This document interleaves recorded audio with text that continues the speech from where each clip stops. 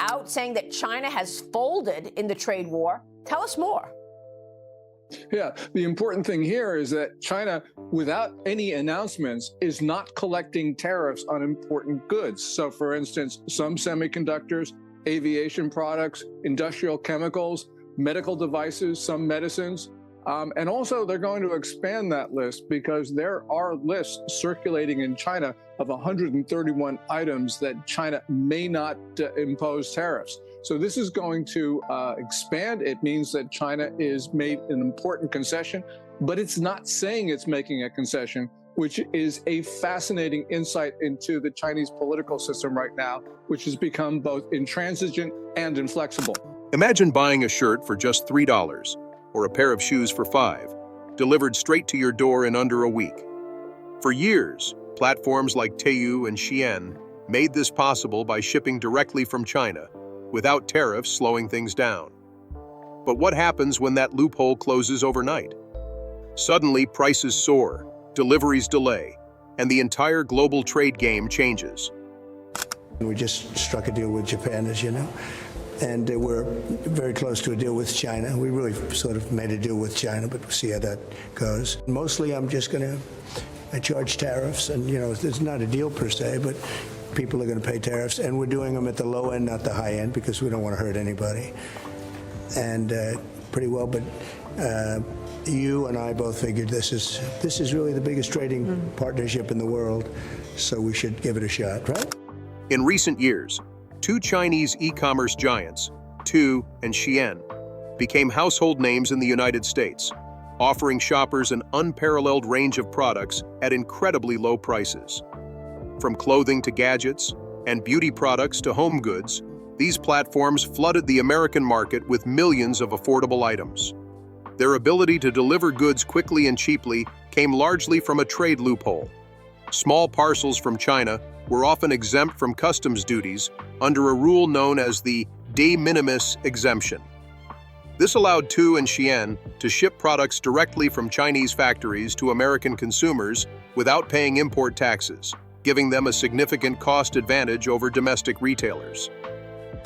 This is really important because at a time when China needs friends, because it's not selling goods to the U.S., it is going out of its way to antagonize not just the Philippines, not just Taiwan, but also South Korea and Australia. This shows that China is this is end of regime conduct. Because, Xi Jinping, he can't appear to be giving in to the U.S. He has configured the Chinese political system so that it is hostile. And also, because he's been making the claim that China has surpassed the U.S., he can't look dependent on trade with the U.S., and he certainly can't look like he's talking to the U.S. under pressure. So when you have the Chinese lashing out at the Philippines at Sandy Key, as you just showed, this is really very perplexing behavior, and it shows that something is very, very wrong in Beijing right now. However, this advantage came under threat when the U.S. government decided to crack down on what it saw as unfair trade practices. Starting in 2018, a wave of tariffs was introduced targeting goods made in China, aiming to protect American industries from being undercut by cheap imports. These tariffs were designed to raise the cost of Chinese goods entering the U.S. market, thereby helping domestic producers compete on a more level playing field. And when you talk about the Uyghurs, we're a party to the Genocide Convention of 1948, which requires us to prevent and to punish acts of genocide. And China is committing genocide in Xinjiang against the Uyghurs and other Turkic minorities. So this is really important when we think about the overall arc of our relationship with China. It's not just trade. For Temu and Shein, the tariffs presented a major challenge. Their entire business model relied on low prices and direct shipping from China to American doorsteps. When tariffs increased the cost of these goods, the companies faced a difficult choice. They could either absorb the added expense, which would reduce their already thin profit margins, or pass the costs on to consumers, making their products less competitive. Recognizing the long-term implications, Shein's leadership communicated to investors that the company would shift its focus towards long-term sustainability rather than aggressive short-term discounting. They admitted this would likely result in slower growth in the U.S. market. Similarly, Temu acknowledged that the tariffs would force a strategic overhaul of their operations in the United States. This sudden change forced both companies to rethink their U.S. strategies almost overnight. Neither decided to leave the American market entirely, but both had to scale back significantly and redesign how they operated. The days of shipping millions of small, duty-free packages directly from Chinese factories were over. Instead, they needed to find new ways to navigate the tariff landscape and continue serving American consumers. The impact of the tariff crackdown was clear. It removed the cost advantage that Temu and Shein had used to undercut U.S. competitors. But this wasn't a new story. Chinese companies have long been adept at exploiting loopholes in international trade rules to gain an edge, and Mexico quickly became a key hub for such strategies. Following the initial wave of tariffs in 2018, China began to shift its approach, using Mexico as a backdoor to bypass duties and take advantage of trade loopholes. This was made possible thanks to the United States-Mexico-Canada Agreement, commonly known as USMCA, which replaced NAFTA in 2020. USMCA was designed to modernize trade relations between the three countries, strengthen labor and environmental protections, and improve regulations around digital products. A key element of the deal was to encourage closer economic ties within North America, making it easier for goods made in Mexico and Canada to enter the U.S. market with low or zero tariffs. Specifically, USMCA required a higher percentage of automotive parts to be made within North America to qualify for tariff-free trade, reinforcing regional manufacturing. Chinese companies saw an opportunity in this agreement. By shipping semi-finished parts from China to Mexico, where they could be assembled or repackaged, these companies were able to label their products as "Made in Mexico" and ship them to the U.S. without facing the tariffs applied to Chinese-made goods. This practice allowed them to maintain low prices while technically complying with trade rules. One notable hotspot for this strategy is the Hofusun Industrial Park, located about 125 miles south of Texas. By 2025, the park hosted over 20 Chinese firms, with another 20 planned, attracting approximately $1.5 billion in Chinese investment. This was not an isolated trend, but part of a much larger shift in global trade flows. Chinese investment in Mexico surged in the years following the introduction of tariffs.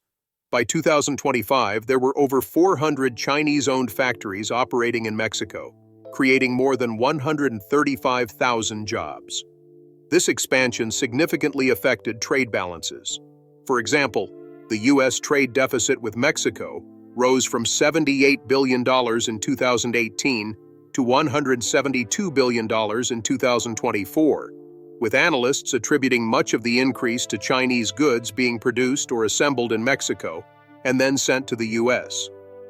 Meanwhile, Mexico itself imported large quantities of goods from China, creating a substantial trade imbalance. In March 2025 alone, Mexico imported $9.67 billion worth of Chinese products, but exported only $731 million back to China. This left Mexico with a trade deficit of nearly $9 billion for that single month. Faced with this growing challenge, the U.S. government decided to take stronger action in early 2025. In February, the U.S. imposed a 25% tariff on all goods imported from Mexico and Canada, with some exceptions, such as Canadian oil and energy products, which faced a 10% tariff instead. While the official reasons for these tariffs included concerns over migration and other border issues, the underlying motivation was clearly to close the loopholes Chinese companies were exploiting. Under pressure from the U.S., Mexico responded by imposing tariffs on certain Chinese goods, including steel, textiles, footwear, and some automotive parts. This tit-for-tat tariff escalation highlighted the complex economic and political relationships involved. The tariff crackdown achieved its intended goal. It disrupted the low-cost supply chains Chinese companies had built through direct shipping and the use of Mexican assembly hubs. However, it also brought significant consequences beyond trade balances. For American consumers, prices on products from platforms like Temu and Shein increased noticeably. The days of finding ultra-cheap shirts for just a few dollars, or phone cases for under $2, became a thing of the past. Every package coming from China and Hong Kong was now subject to customs duties, forcing sellers to either reduce profits or raise prices. Shipping times also grew longer. Instead of receiving parcels within a week or so, consumers had to wait longer as products were shipped in bulk to warehouses, cleared through customs, and then distributed domestically. This shift especially impacted low-income shoppers, who had relied on Temu and Shein for affordable goods. The tariff changes can be seen as a form of regressive taxation, with lower-income consumers bearing the brunt of price increases.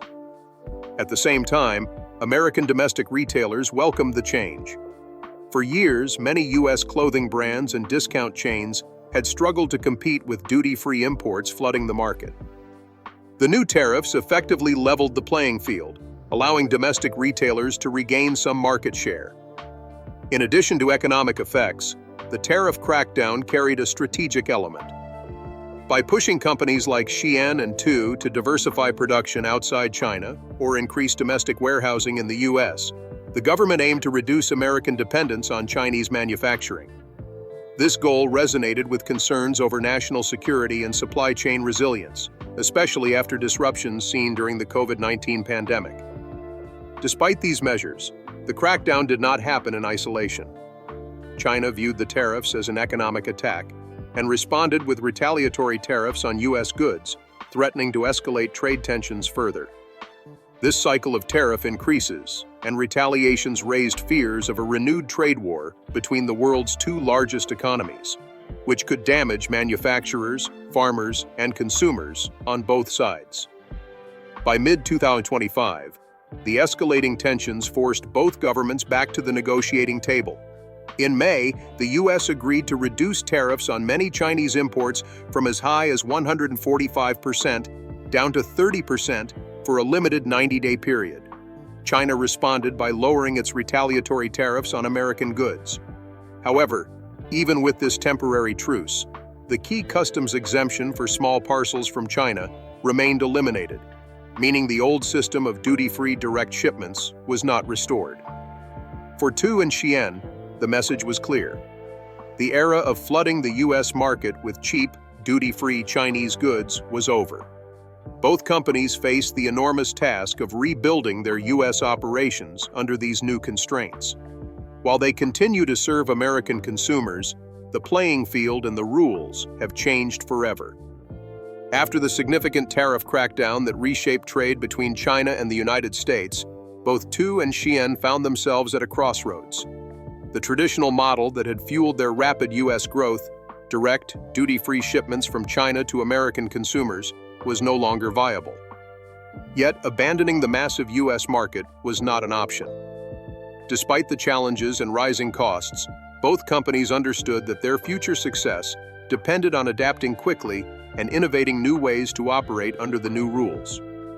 Temu's parent company, PDD Holdings, was quite candid about the difficulties ahead during their May 2025 earnings call. The impact of losing the de minimis exemption was severe, forcing them to rethink their entire approach. Instead of sending millions of tiny packages directly from China to individual consumers, Temu announced plans to build out warehouses on American soil. This meant suppliers would have to clear inventory through U.S. customs before products could be stocked and sold domestically. This represented a massive departure from the asset-light dropshipping model Temu had relied on for years. Previously, Temu didn't need to invest heavily in physical infrastructure in the U.S. because most of the logistics were handled overseas, with products shipped directly to consumers. But now, to comply with customs rules and pay tariffs up front, Temu needed to invest heavily in warehousing and inventory management inside the United States. This shift also affected the speed and flexibility of their operations. Managing stock in warehouses requires careful forecasting and inventory control, which is quite different from the on-demand shipping system they had used.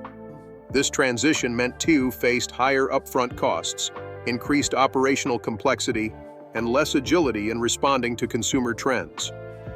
Another visible sign of this transformation was a noticeable slowdown in Temu's advertising presence in the US.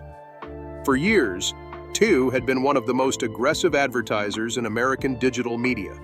Their ads appeared everywhere, from Facebook and Instagram feeds to Google shopping pages and TikTok videos, flooding potential customers with promotions and discount deals. However, in the first quarter of 2025, market data showed Temu cutting its US ad spending on Meta platforms by 10% compared to the previous year.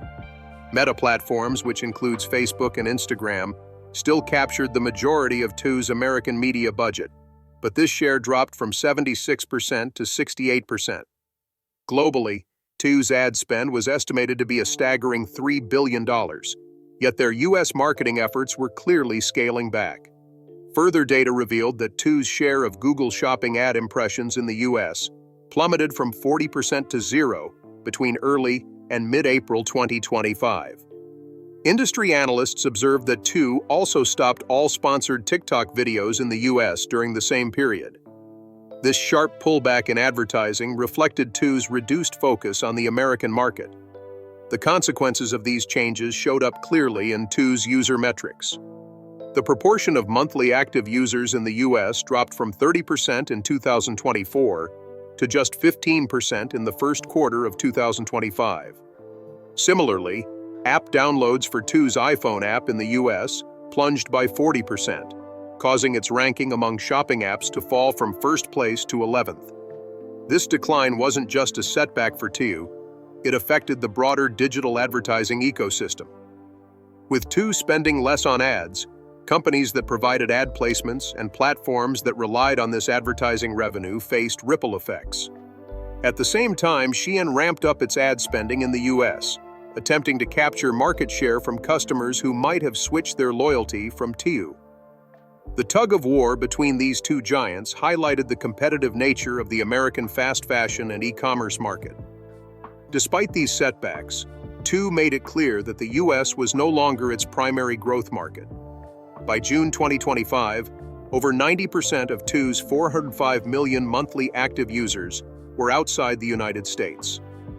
Their focus had shifted towards countries in Europe, Latin America, and Southeast Asia. These regions offered more favorable customs rules and fewer trade restrictions on small-value Chinese shipments, allowing Temu to continue leveraging its low-cost, direct shipping model. Shein faced a different but equally difficult challenge. Unlike Temu, Shein had anticipated the risk of tariff changes and had been preparing for years. The company had already begun experimenting with what's known as distributed manufacturing. Instead of relying solely on factories in China, Shein diversified its production to include countries like Vietnam, Turkey, and Brazil. This approach aimed to reduce shipping costs, avoid dependence on Chinese factories, and navigate evolving trade rules more effectively. After the May 2025 tariff crackdown, Shein accelerated these diversification plans. This strategy wasn't just about avoiding tariffs. Producing goods closer to key markets helped Shein manage political risks and supply chain bottlenecks. It also allowed the company to better tailor its products to local tastes and demands in different regions. Furthermore, this diversification helped Shein position itself as more than just a Chinese brand. Given the rising geopolitical tensions and growing concerns about Chinese influence, this shift was strategically important. By spreading its manufacturing footprint across multiple countries, Shein could reduce the risk of being viewed solely as a Chinese company, which could be a disadvantage in some markets. However, these moves came with significant costs. Producing goods in countries like Vietnam or Brazil often means higher labor expenses than in China. Maintaining more complex logistics networks, coordinating shipments, managing suppliers across multiple regions, and navigating different regulatory environments also increased operational complexity and costs. In addition to manufacturing diversification, Shein began testing warehousing strategies within the United States. Like Temu, Shein understood that building local inventory hubs was essential for complying with customs rules and improving delivery speeds to American customers. This investment in domestic infrastructure was costly but necessary. Both companies were forced to completely reinvent their U.S. strategies, balancing the need to comply with new regulations with the desire to maintain competitive pricing and market share. While this transformation was challenging, it was not the end for either Temu or Shein. Instead, it marked the end of an era, the era when cheap, duty-free Chinese goods could flood the U.S. market through small parcels. Beyond these two companies, the tariff crackdown sparked broader debates in the United States about the future of trade policy. Retail groups lobbied Congress to further lower the de minimis exemption threshold, or even eliminate it entirely for foreign sellers. By 2024, bipartisan proposals emerged suggesting cutting the limit to as little as $10 or $50, or excluding entire product categories from the exemption. As of June 2025, no nationwide changes beyond the specific crackdown on China had been enacted, but the discussion in Washington was intensifying. Lawmakers recognized that the loopholes exploited by companies like Temu and Shein weren't isolated cases. Many overseas sellers used similar methods to ship cheap goods duty-free, bypass inspections, and undercut domestic businesses. At the same time, governments around the world were watching these developments closely. The European Union, for example, had been considering tighter import rules to combat counterfeit goods, improve safety standards, and ensure fair taxation in e-commerce. This trend towards stricter regulation and fairer competition was becoming a global phenomenon. Looking ahead, the transformation of the U.S. e-commerce market and the global trade environment presents both challenges and opportunities. Companies like Temu and Shein must innovate and adapt to survive, while consumers and domestic businesses face new realities shaped by changing trade policies. How these dynamics will evolve remains to be seen, but one thing is clear: the rules of global e-commerce are no longer the same. The tariff crackdown and the resulting changes in trade practices have reshaped not only the companies directly involved, but also the broader economy, consumers, and the global trade environment. The impact rippled through supply chains, retail sectors, and international relations, revealing a complex web of consequences that go far beyond the initial intent of closing trade loopholes. One of the most immediate and visible effects was on American consumers. Before the changes, shoppers in the United States could access a wide range of products from China at extremely low prices, often without paying any import duties. This was possible due to the de minimis exemption, which allowed small-value shipments from China and Hong Kong to enter the U.S. without customs processing or tariffs. The result was a flood of ultra-cheap goods, clothing, gadgets, accessories, and household items that often retailed for just a few dollars. For many Americans, especially those with limited incomes, platforms like Temu and Shein became essential sources for affordable everyday products. Their business models, built on direct-to-consumer shipping from Chinese factories, kept costs so low that they dramatically changed shopping habits. Customers became accustomed to finding $3 shirts, $2 phone cases, and $5 shoes, often delivered quickly and conveniently.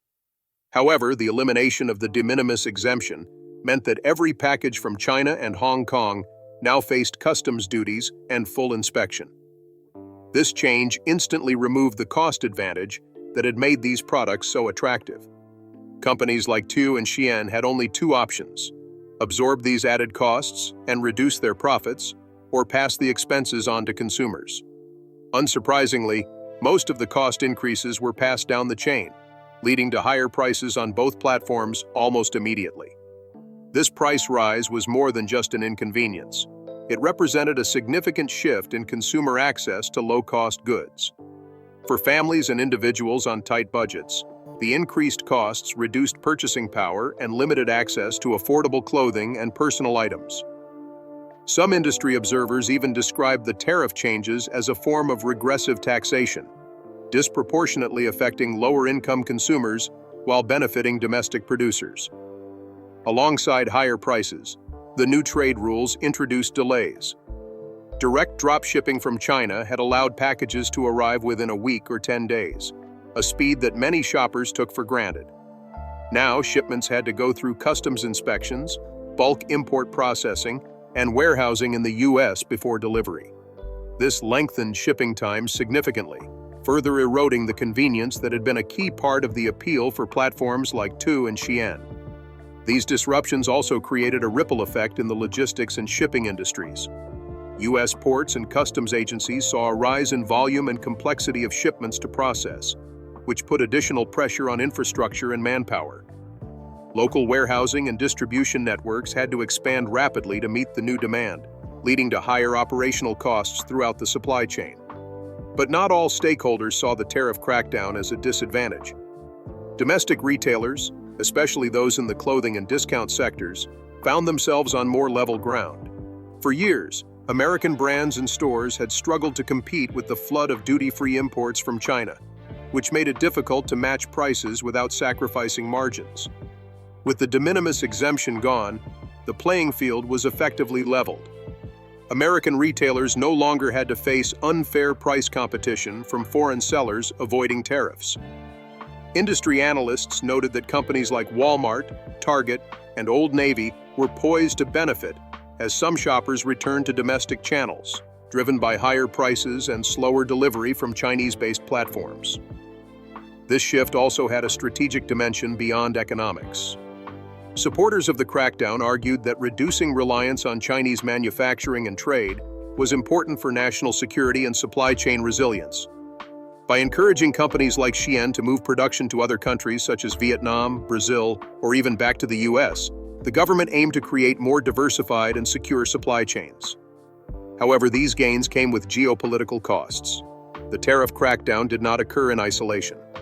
Beijing viewed the US measures as an economic attack, and in response, China imposed retaliatory tariffs on American goods entering the Chinese market.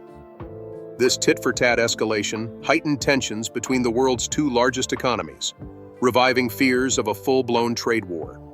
The consequences of this trade conflict extended beyond just tariffs.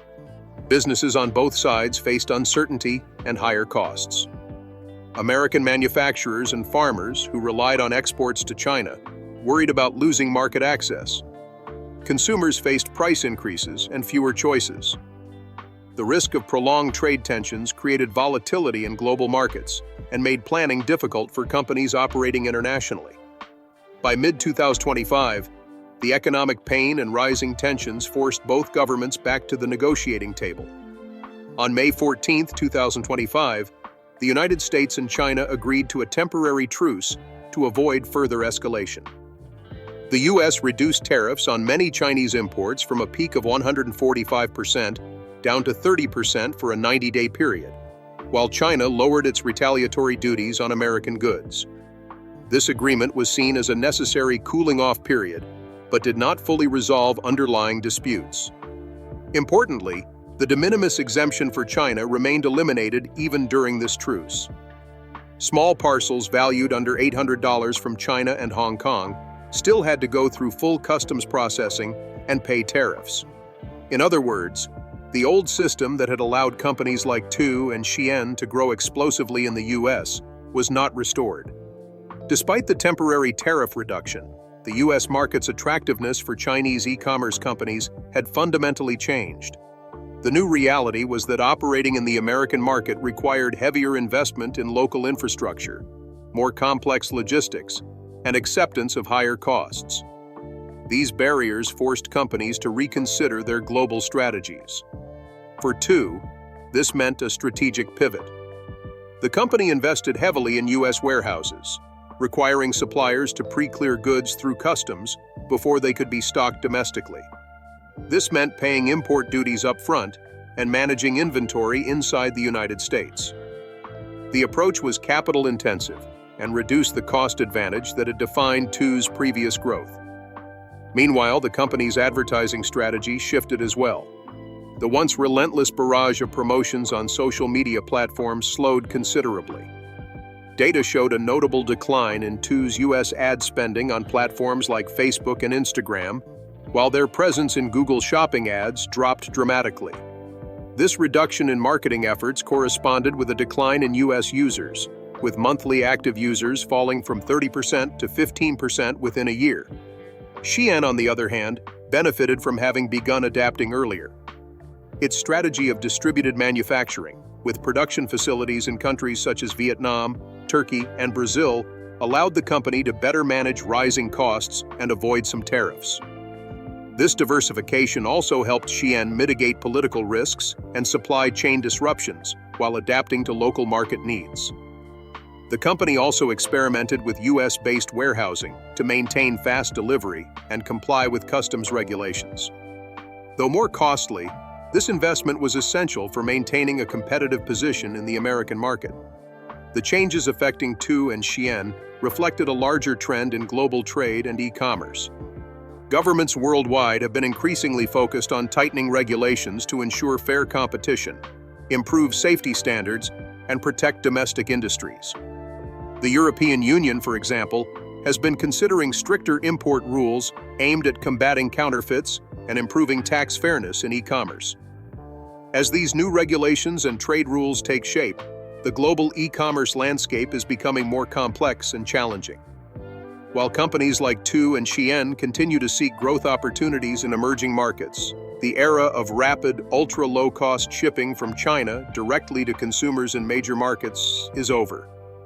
The future of global e-commerce will be shaped by a delicate balance between regulatory oversight, trade policies, geopolitical considerations, and technological innovation. For consumers, this may mean higher prices and longer shipping times, but could also lead to more resilient supply chains and fairer competition. For businesses, adapting to these changes requires flexibility, investment, and strategic foresight. Companies that succeed will be those able to navigate the evolving regulatory landscape, diversify their operations, and build strong local presences in key markets. In conclusion, the tariff crackdown on Chinese goods entering the U.S. market marked a turning point. It demonstrated the power of trade policy to influence global commerce, but also highlighted the complex trade-offs involved. While closing loopholes and protecting domestic industries were clear objectives, the broader consequences affected consumers, businesses, and international relations alike. As the world adjusts to this new reality, the story of Temu and Shein offers valuable insights into how companies and economies respond to changing trade environments. The coming years will reveal whether these adjustments lead to more balanced, sustainable global trade or further tensions and disruptions.